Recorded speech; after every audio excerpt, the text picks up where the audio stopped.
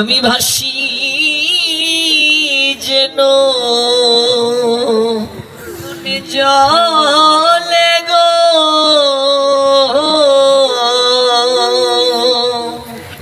সেদিন কবে হবে?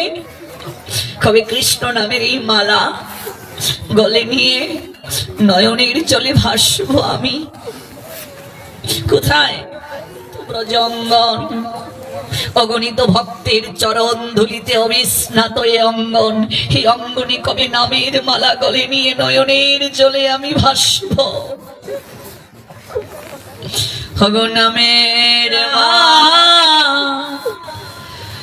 লইয়া গলে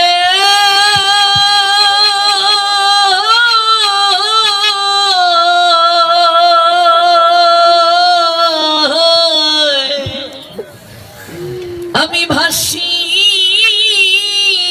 যেন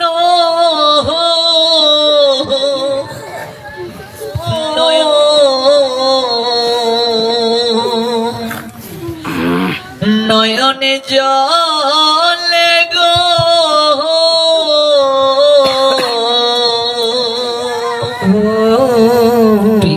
নামের মালা গৌর প্রেমানন্দে আমি লইয়া গলে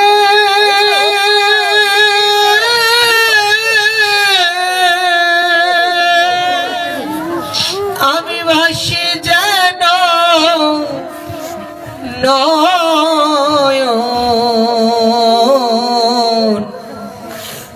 নয়ন জলে গো।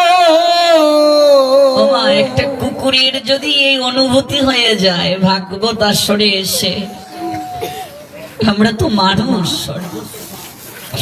আমাদের কি এই অনুভূতি কখনো হয়েছে যে গোবিন্দ কতকাল ধরে বাড়ি ছাড়া, কবে বাড়ি ফিরবো? একটা কুকুরের যদি এই অনুভূতি হয়ে যায়, সিদ্ধ বাবা রাধারমণ কুকুরটার মস্তকে হাত বুলিয়ে দিয়ে বললেন, ওরে আপন বাড়ি, মন চল আপন নিকেতনে।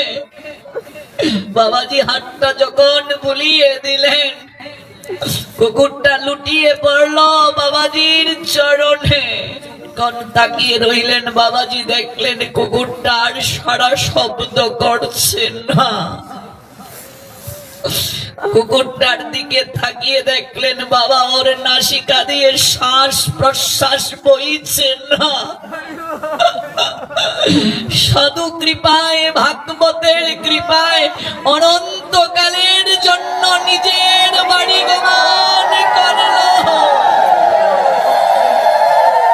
বাবাজি কোলে কুকুরটাকে জড়িয়ে ধরে কেঁদে কেঁদে বললেন, ওরে এই ধামের মাঝে ভাগবতের আসরে কৃষ্ণ কথা শ্রবণ করে এই দেহ নিপাত হলো রে। আমার কবে সেদিন হবে? আমি কবে নামের মালা গলে নেব, নয়ন জলে ভাসবো আর ভক্তের চরণ দুলি অঙ্গে মাখবো?